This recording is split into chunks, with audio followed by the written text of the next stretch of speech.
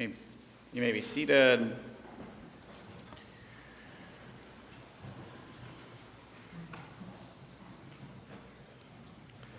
And just before we begin, it seems lately that the cell phones have become even more of a curse. So if you can do me a favor and just double check that it's not going to make noise.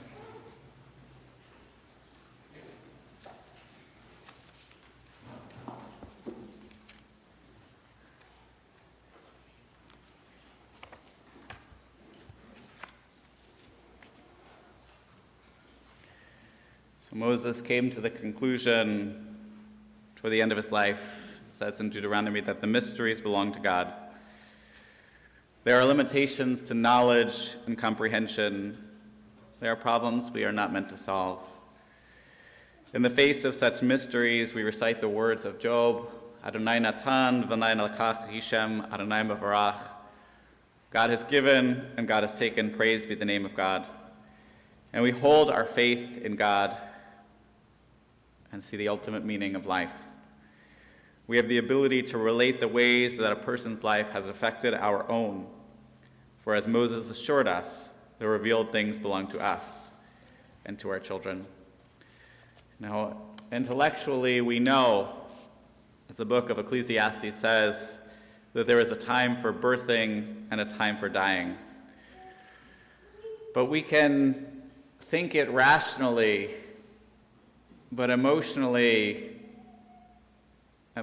we can't.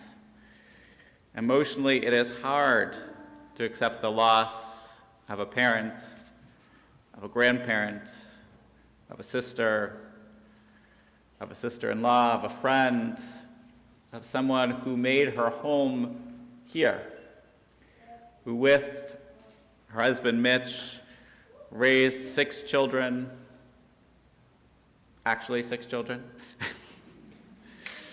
and then so many others who came through those doors, who accepted her messy hospitality, who knew that the LeVine home was a place where the door was always open. So we can see it rationally that there is a time of birthing and a time of dying, but it's hard. So our tradition teaches us to accept the immortality of our loved ones by affirming that death is not the end, but that those memories, their teachings, her love, live through each and every one of us. You know, today is a day of challenge, but it's also a time of hope. Because as we hear the sounds of laughter, as we hear those voices, it's good. It's nothing to be embarrassed for. It's something to celebrate, to know that her memory is here with us. And so we connect Ellie's memory with the recitation of psalms and prayers, linking her life with the thousands of years of Jewish tradition of the people of Israel and the eternity of God. From Psalm 18, Im chasid titkasad, Im gvar tamim titamam, Im nachar titbarach, Im ikesh titpatal. With the loyal you are loyal, with the blameless, blameless. With the pure you act purely, and with the perverse you are wily. God, it is you who deliver lowly folk, but haughty eyes you humble. It is you who light up my lamp. Adonai, my God, lights up my darkness. With you I can rush any barrier. With my God I can scale any wall. Hail tamim darkol, himrat Adonai tzrufa, magenhu lechol haosim bo. The way of God is perfect. The word of Adonai is pure. God is a shield to all who seek refuge. Ellie was someone who, in building her family with Mitch, created a fortress. She created a home that was filled with love. Now, it was filled with love in so many different ways. I remind people that when they raise children, that we sometimes think, oh, all of our children grew up in the same home. But it's really not true, because as we age and as we have our children, our financial situation may change, our emotional situation may change, our health may change, and the dynamic of each person in the family changes what things look like. So even though there are 6 children that grew up in one household, there's really 6 different households, because each of them saw Ellie in a different part of her life, with different life experience on each of their parts. And what's amazing to me is that with the 6 of them, they all have, not just different relationships with their parents of blessed memory, but with each other. And the theme that holds true all the way through is love. That even as they all had their ups and downs, even as all of them had their moments of strongest and more distant connection, they knew that their parents loved them to the moon and back and beyond. And what they set as an example between Mitch and Ellie was how to have a relationship, how to care for one another, how to be there for one another. And each of them said in their own ways that what they wanted more than anything was to have the love that their parents shared. So with all of them here, I'd like them to share their stories, and I said for them to do it together. So I'm going to invite all of them to come forward. For Stacy and Robin and Scott and Andrea, Matthew and Leslie, they don't necessarily have to stand in that order, but I'm going to invite you to come, why don't you come to the middle so there's a little more room. And I'll move this over. Why don't you just come on over here? Yes, you can't all fit here.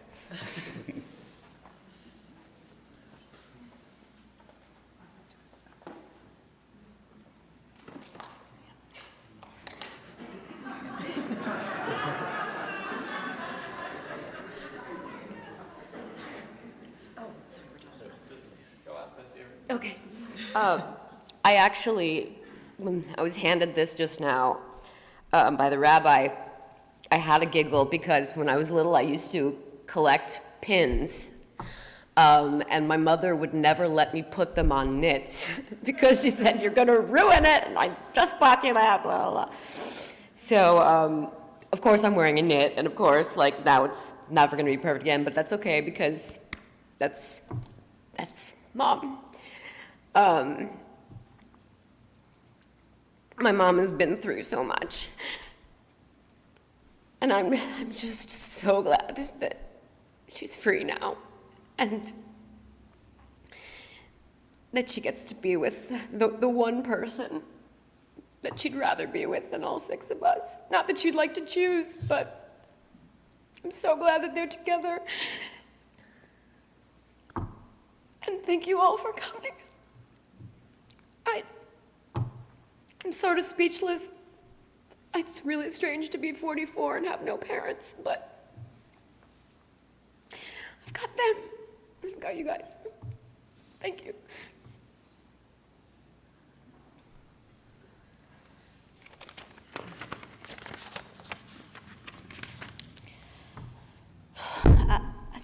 I used to think that my mom and dad were so perfectly matched for each other, even down to their blood types. Mom always had health issues, and so it made sense that Dad, as a type O, was the universal donor, and my mom, as type AB, was the universal receiver. I could not have been more wrong. Mom actually took care of Dad, too. She took care of all the menial but necessary tasks so that my dad could focus on all the eccentric hobbies that made him happy and that made us all laugh. And when Dad had to move to Menorah Manor, Mom visited him every day because he was her Mitchie honey and he needed her. And my mom was at her best when she was taking care of others. She raised 6 kids, but she somehow managed to make each of us feel unique and special. She showed up to every performance, She was our biggest cheerleader at every competition. And when we had a birthday, she used to say, "When it's your day, it's your day." And I do the same with my kids. They know when it's their day, it's their day. I think of Mom every day in the afternoon when I'm driving from one bus stop to another and then turning around and schlepping my kids from one after-school activity to another, and I feel like I'm in the car forever. But then I remember that Mom did it with 6 of us, and she never complained, so I try to be more like her. My husband Eric and I have an expression that we call pulling an Ellie, which is what Mom always used to do when one of us was faced with adversity. Pulling an Ellie meant fighting the good fight to protect her child and never taking no for an answer. Sometimes she would get hurt, but she would always win. And I have pulled an Ellie many times since I became a parent, and it has never failed me. Mom was my mentor and my confidant. Even as an adult, I still would call her for consolation when things just felt too overwhelming and I just needed someone to cry to. And I felt really bad that I was burdening her with my own problems when they seemed so petty compared to what she had endured. But she always knew what to say to make me feel better. And she always concluded by thanking me for making her feel that she was still needed. I'm very grateful that my daughters got to know their amazing Bobby Ellie. And what I will miss most is hearing Mom end every one of our conversations by saying, "You and Eric are doing such a wonderful job raising those girls. They are so sweet and I love them so much. Every time I think of them, my mouth waters." That was the ultimate compliment. I am grateful that my mom kept fighting to keep going right until the end just so she could spend a few more moments with her 6-pack kiddos. I take comfort in knowing that she is reunited with her Mitchie honey, and I want my mom to know that just like her, the real universal donor, I promise to never stop pulling an Ellie for the ones I love most.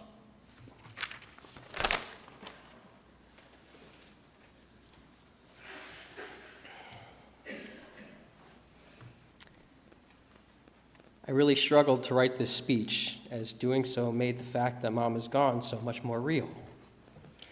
It's hard to put into words how this all feels, and even harder to talk about Mom in such a short amount of time to do her justice. But I think the best way that I can describe my relationship with Mom is to say that no matter where I was in life, or where we physically were in the world, being around my mom, or even just talking to her on the phone or by FaceTime, made me feel like I was always at home. I moved to Miami in 2001 at the age of 18 and have lived down there ever since. But whenever life got too hard or too stressful, I would just pack my bags and drive the 4 hours back to our house in Seminole just to be with my parents. Mom was my confidant, and I knew that I could confide in her about things going on in my life and that she would never tell anyone without my permission. She has now literally taken things that I told her in confidence to her grave. My entire life she would tell me that she was my #1 fan, and she was always in my corner whenever I needed her. When I came home, she would always give me the reassurance that I needed, or just let me sleep in or watch TV to decompress and forget about what troubled me. Those visits would always re-energize me before I returned to Miami. As many of you know, it also took me a very long time to meet my wonderful wife, Rebecca, and I went on more dates than one can count until I finally met her. But the reason why I waited so long was because I wanted the type of relationship that my parents had. My parents loved each other so much and were always together in the best of times and in the hardest of times. When I was in college at go Canes, Mom became ill and had to go down to a hospital in South Florida for major surgery. I came to visit her there, and our dad took time off from his busy surgical practice to come down and sit by her side through the entire time she was in the hospital. When Dad's condition worsened, it was Mom's turn to be by his side. She would literally go see Dad every day while he was in a nursing home just to see him and have dinner with him. Their love was so strong, and whenever they were together, they were at home. I wanted that type of love. and I finally found it with Rebecca. We now have a wonderful son, Miles, who adored his bubby Ellie, and a house that we have made a loving home of our own.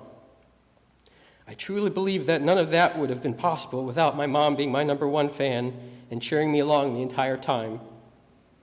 Ultimately, I think I was her #1 fan all along, as the relationship and home that I built with my family was modeled after the one she built. I love you, Mom, and will miss you dearly. Rest in peace and say hi to Dad for me.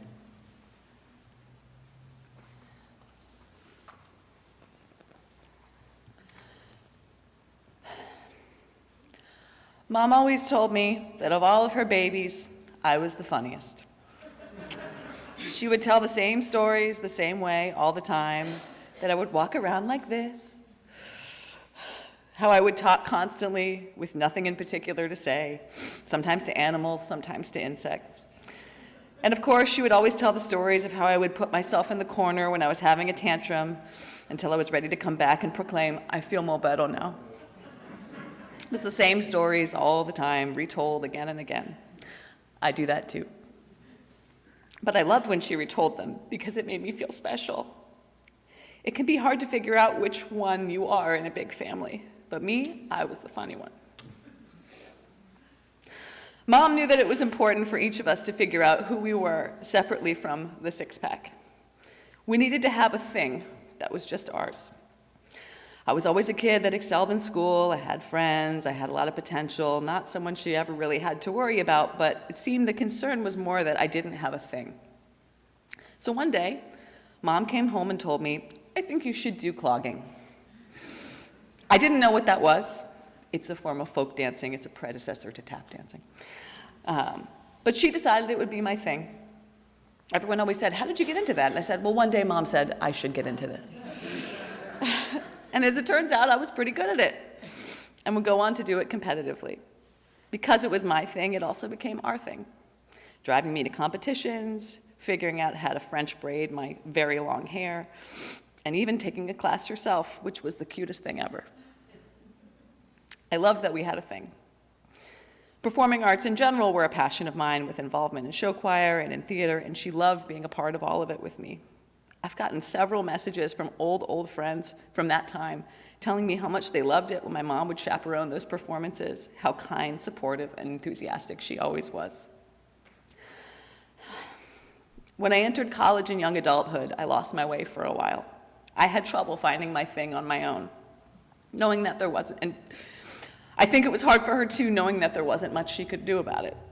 I moved back home for a time at the beginning of college, and I think she always felt like, where's my funny girl? What's her thing now?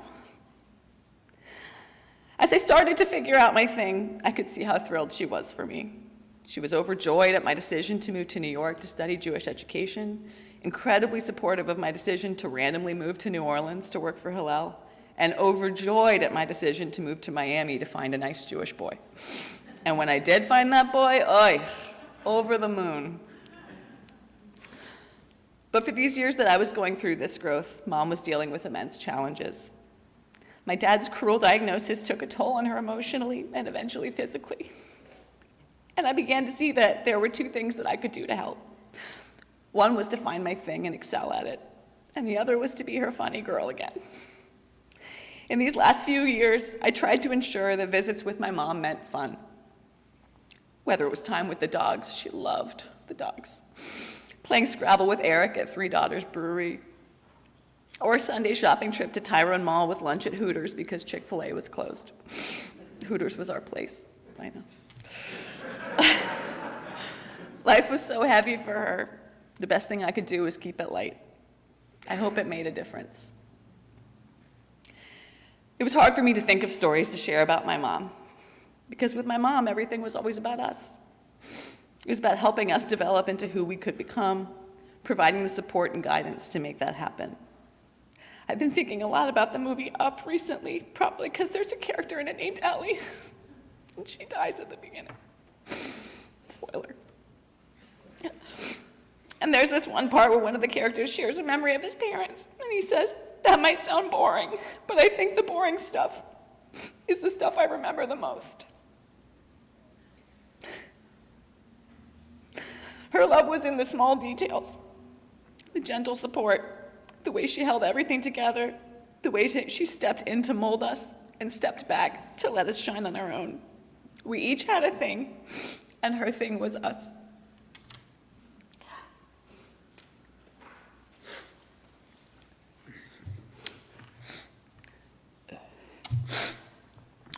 So I would describe my relationship with my mom after I left for college as a process of increasing physical distance. I was very obsessed with becoming independent as much as possible. I was notorious for not calling home. And so Mom used to, well, she would call me because I was the tech guy. So, she'd be like, my computer's not working. And I was like, did you try unplugging it and plugging it back in? Usually that was the answer. But it was just her excuse to sort of check in on me because I didn't check in. I'm not good on the phone. I need to be in person and be physically with a person. So when she had her stroke and was no longer able to visit, she was able to come up once after my son was born, and then she couldn't visit anymore. And so then it became on us to go down and visit her. And I struggled to figure out how to deal with this physical distance. Also, at this point, I wasn't dependent on her at all. It was more that I was trying to figure out how can I help her, being so far away and not really having much means. So I came up with this idea of one of those picture frames, many of you probably have them, where you send in your photos and the photos essentially change every 30 seconds. And so this way we could all send our photos or whatever. And so I would curate this thing basically for her, and this is how she was keeping up with what my kids were doing, what everybody else's kids were doing, what travels Stacy was going places, and this is the way that I felt like I was keeping her involved, even though she was stuck in the room, and it was sort of the least I could do, so in these last couple weeks, I've come down a few times, and I sat with her a lot, and I know it's going to sound weird, but we had a really good time. And not doing much of anything. I really just sat there holding her hand. I knew how to shut up for 2 hours and just sit there with her, and I think that's all she wanted. She was tired of all this technology. She didn't want me to play videos in her face of my kids playing or anything like that. She was done with technology. But she was communicating a lot to me, which I thought was fascinating because I came in and I was expecting, just to sit by a bedside. And she had, still had the tube down her throat. And so I started playing 20 questions with her. I said, you have a pain? Yes. Is the pain in your leg? Yes. Is it because your leg hasn't moved for a while? Yes. Would you like me to move it? Yes. I moved the leg. Did that help? So she was funny. She was funny all the way to the end. And so at one point she started talking to us in sign language. And I was like, I really got into this. So, my son is nonverbal and he uses a speaker, a talking app. And I was like, well, that would be perfect for this situation. So I pulled it up. And I was rushing upstairs, and this was after she had actually been extubated, and she still had the vent on. And I was like, Mom, we can communicate through this. I have some safe phrases, like, hey, Robin, please shut up. I had it saved on there for her. And so I rush upstairs to go, show her this thing, and then, minutes later, they pull off the vent, and she just starts talking. And I'm like, oh, well, this is pointless. But then she turns to me, she says, wow, that's a really cool piece of technology. And I was like, thank you, yes. So even Mom, as much as she hated technology, embraced it at the end, and this was my way of being with her and connecting with her at the end and making things as pleasant as I could. Thank you.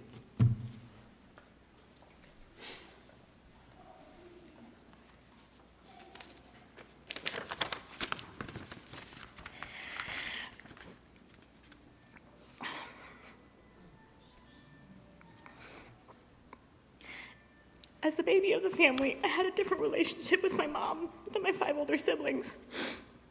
My mother was very protective of me. Some might say a borderline helicopter parent. When I was in 8th grade, I basically became an only child. Everyone else had left the home for college or had graduated college onto their next adventure. This led to plenty of one-on-one time with my mother and father and all the attention on me. I didn't have a chance to get away with anything. When my parents went away for medical conference, my mother insisted I stay with Baba and Zadie or Aunt Janice and Uncle David while my siblings were trusted to stay at home. Meanwhile, my siblings threw many parties and got away with it each time. I didn't get a chance to even think about it because I was never left alone for a minute. This continued well into high school. There was one point in my high school career where I was taking an online PE class. I know that sounds ridiculous. This way I could take both band and theater electives. I was assigned to go for a run and keep track of my heart rate. For those who don't know, Seminole Lake Country Club Estates is by no means a dangerous neighborhood, mostly made up of families and retirees. This did not stop my mom from getting in the car and following me as I ran around the neighborhood, all while rolling down the window trying to convince me to get in the car because I looked like I was going to pass out. While this sounds a bit over the top and terribly embarrassing, and it was, my mother didn't care. My safety was her priority. While this experience is unique to me, one thing all of the 6 of us share is our mother's fierce defense of her children. My mother was not one to speak up for herself, but if anyone ever crossed her six-pack, buckle up, you were in for a rude awakening. From teacher mistreatment, technicalities preventing us from opportunities, or financial institutes trying to scam us out of deserved money, my mom fought for us and most of the time got her way. I honestly don't know how she would do it. She just did, and she didn't think twice about it. Even into adulthood, whenever I would call my mom and vent about something frustrating or feeling wronged in some way, my mother would say, "Do you want me to call?"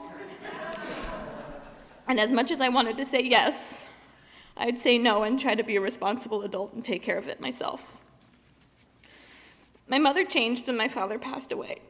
She lost her life companion and lost herself a little bit because of that. But one thing that never changed was her love and willingness to fight for her children. Even in the last weeks of her life, when all odds were stacked against her, she fought to stay with us a little longer because we weren't ready to lose her. In her final days, she fought and stuck around to make sure my sister Andrea could say goodbye. Being a mother was her dream, and she was the best at it. I love you, Mama. Rest in peace. You don't have to fight anymore.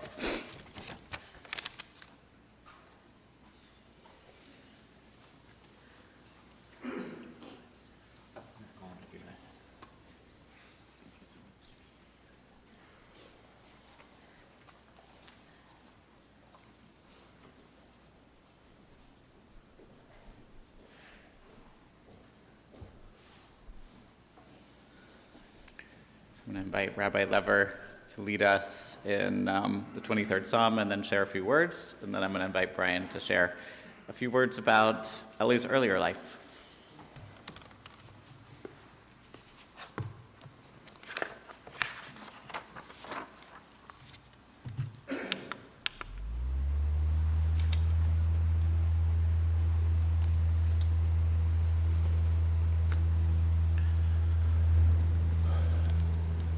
Adonai roi lo echsar bihino teshe yarbitseni al mei menuchot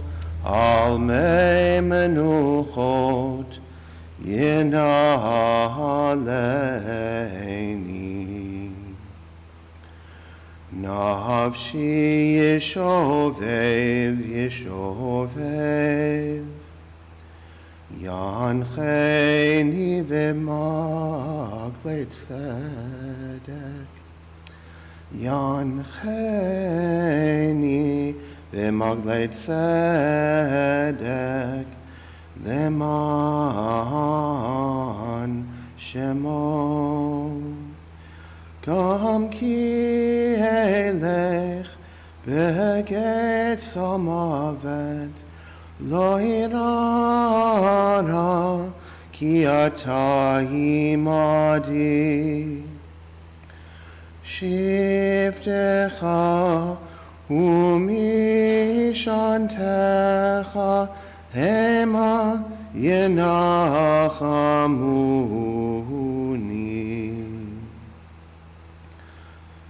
תערוך לפני שולחן נגד צוררי תשענת ושמן ראשי כוסי רוויה אך טוב וחסד ירדפוני כל ימי חיי, כל ימי חיי. ושבתי בבית אדוני לאורך ימים. אדוני רואי לא אחסר, אדוני רואי לא אחסר. Adonai is my shepherd, I shall not want, giving me repose in green meadows, leading me beside the still waters to revive my spirit, guiding me on the right path, for that is God's way. Though I walk through a valley of the shadow of death, I fear no harm, for you are with me. Your staff and your rod comfort me. You prepare a banquet for me in the presence of my foes. You anoint my head with oil, my cup overflows. Surely goodness and kindness shall be my portion all the days of my life, and I shall dwell in the house of Adonai forever.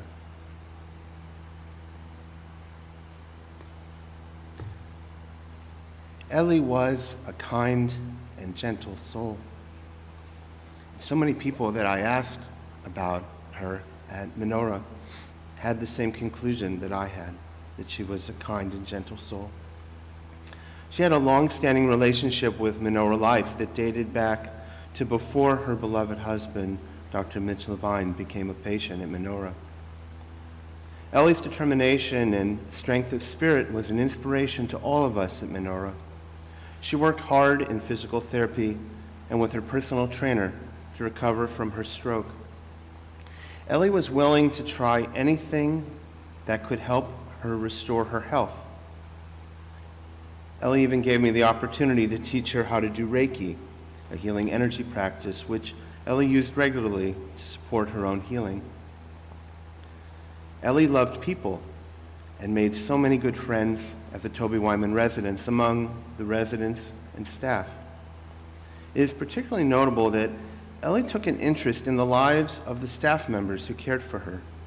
She would remember things staff said and would regularly follow up to ask how their loved ones were doing.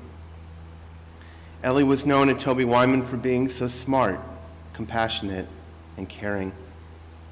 She participated in all the activities offered at Toby Wyman, including art and music classes, bingo, and Rummy Cube. Ellie loved her Judaism. Ellie regularly attended Toby Wyman's Kabbalat Shabbat singing time every Friday. Ellie helped select the new Shabbat candlesticks and Hanukkah menorahs the residents started using at Toby Wyman last year. Ellie regularly attended Shabbat services either virtually or in person and could always be counted on to take a Torah aliyah whenever asked. But most of all, what defined Ellie was the love she had for her family and the love they have for her. Ellie's drive to recover from her stroke was deeply connected to her strong desire to continue to be a vital part of her family. Ellie, you are truly missed by everyone who knows and loves you. You were blessed with 72 years. We are so grateful for your presence on this earth. Ellie, you are remembered in love. You are part of the now in us. All the good, all the love, all the comfort a person can give is remembered and repeated for your sake. Time changes. Everything passes but love. Peace abide you. I invite you to join me in singing Shalom Aleichem as we bid Ellie farewell and wish her peace.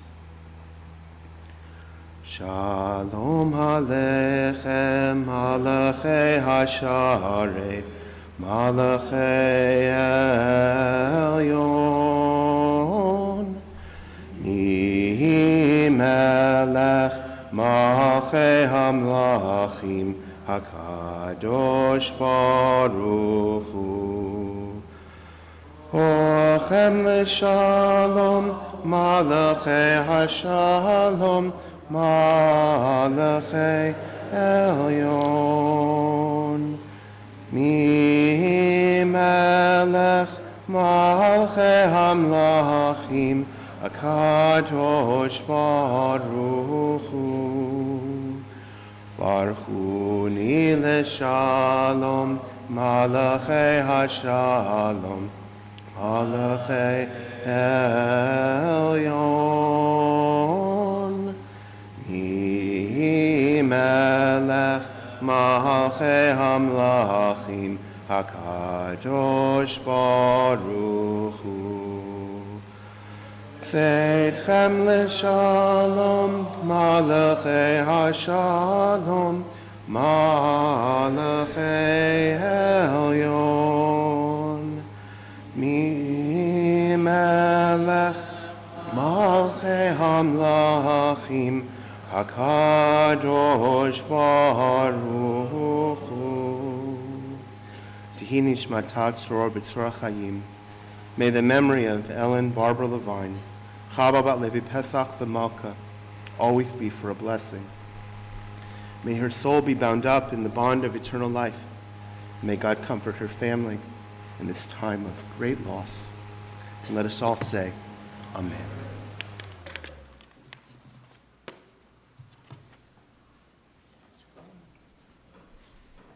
So I invite Brian to come forward and to share a few memories as well.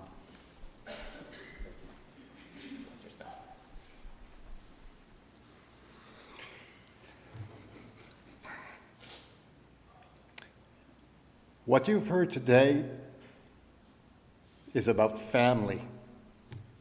And family upon generation, passed down through the generations on the Levine family and by the Albert Cohen family.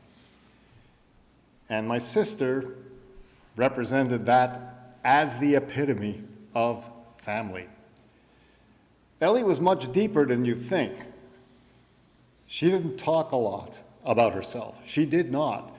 And in the last couple of hours, the past couple of days, I've told people about things that Ellie did earlier or had happen that she would never discuss about herself.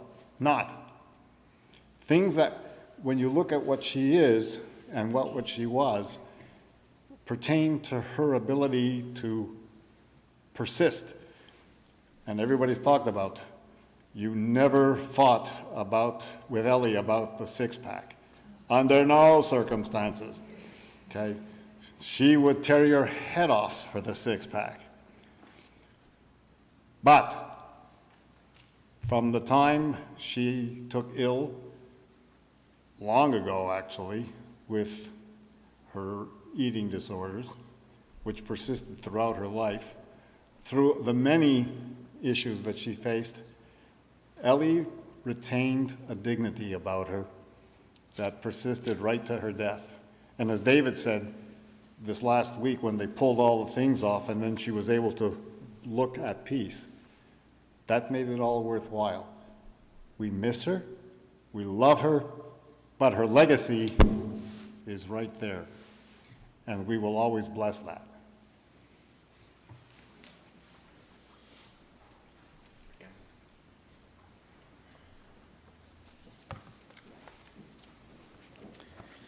Cherachemav al banim, v'cham Adonai al yira'av. As a parent has compassion on their children, God has compassion for us. God knows that we are fashioned and remembers that we are dust. The days of mortals are like grass. We flourish as the flowers of the field. But a wind passes over and there are no more. But God's compassion is everlasting. V'chesed Adonai me'olam ve'ad olam al yira'av. V'tzidkato livnei vanim. God's kindness to children's children, to the reverent ones, endures age after age, unchanging. There's, in the book of Proverbs, the conclusion is Eshet Chayil. What a precious find is an Eshet Chayil, a woman of valor. Her worth is beyond rubies. Her husband puts his confidence in her and lacks no good thing. She is good to him, never bad. Kol yemei hayaha, all the days of her life. Now it says in the book of Bereshit in Genesis, which we read just a couple weeks ago, that an individual leaves their parent and finds their spouse and cleaves to them. And the relationship between Mitch and Ellie define that in a way that in all the beautiful relationships I see, you rarely see. She had and he had such love and devotion for each other that, and I didn't even have the privilege to see this personally, but the way I heard about it was such. I saw how she cared for him, how Ellie cared for Mitch at Menorah, how she was there every single day, that her children had to fight to get her to leave for a moment to have a meal anywhere else, because how could Mitch have dinner without her? And when she went through her own challenges, in earlier times, Mitch was there every step of the way. And today, they are together again. But they were such a matched pair, from blood type to personality. You know, as we heard, Mitch had some interesting habits and some obsessions, and she allowed him the permission, the ability to do what he wanted in the fullness of himself. And she was by his side every step of the way. She made sure the bills got paid. She made sure the house was in order. She made sure there was food on the table. She made sure that everybody went to every activity. I can't even imagine the logistical nightmare that was, but she pulled it off. And, you know, Leslie might have spent her first few years entirely in the car, but every single one of them, you know, what we heard, each of them had their own unique relationships. And it really was not the same. It was 6 different households. But each of them had the blessing of their mother's attention at different times. And she worked to share that love with each of them. You know, as Brian said, she was in some ways a mystery. She kept a lot to herself. You know, I've known her for the last few years. I learned in the obituary that she, you know, I knew she had a degree in, you know, in communication, but I never learned that she worked with Marlee Matlin. That to me, you know, like if I work with Marlee Matlin, you'd hear that in the first sentence from me. You know, I love Marlee Matlin. Never heard that before. You know, and in conversation with all of them last night, they heard things from each other that they never heard before. You know, how Ellie got her citizenship and her green card came through Adelaide Stevenson. And, you know, she was getting her degree at Northwestern, and the international program chair was very good friends with the wife of Adelaide Stevenson, and helped in the way things are a little bit harder to do today, but helped get, you know, through a little protexia, her students to be present in this country, not just for the length of their visa, but to, they earned a degree at Northwestern. They should be able to share their skills with the United States. And not everybody knew that. There's so many little moments that when she was pushed, she would share. And then the spigot was turned on. And then the experience was shared. But you really had to almost interrogate her to get her to talk about herself. If you asked about the kids, she would never stop talking. But you ask about herself, she was quiet. She had a life and a career that didn't involve them. But when they came along, she put that aside to be a mother. And that was who she was. Everything was about the kids. As we heard, if you pulled an Ellie, that she was going to be the mama bear and protect her children no matter what. The Eshet Chayil continues that she opens her hands to the needy and extends her hands to the poor. She was a part of this community at CBI, and she made sure that people had what they needed in so many different ways.